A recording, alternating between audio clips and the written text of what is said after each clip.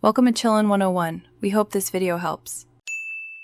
You start by freeing space and stopping background load. Delete large unused apps and clear cache. You want at least 10% free to prevent swapping.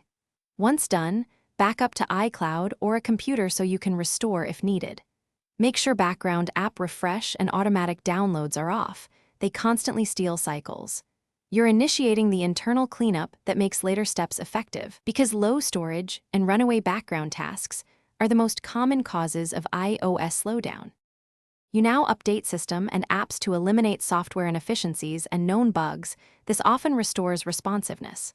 Once updated, go to Settings and reduce motion, limit transparency, and lower animations to cut GPU load.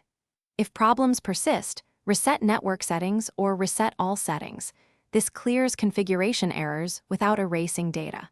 Make sure to restart your device after changes so caches rebuild cleanly. These steps optimize resources and remove corrupted preferences that secretly throttle performance. You finish by doing a full clean restore from backup or set up as new when stubborn lag continues. This eliminates lingering software corruption. Then check battery health and replace the battery if maximum capacity is below 80%, because thermal throttling can look like lag.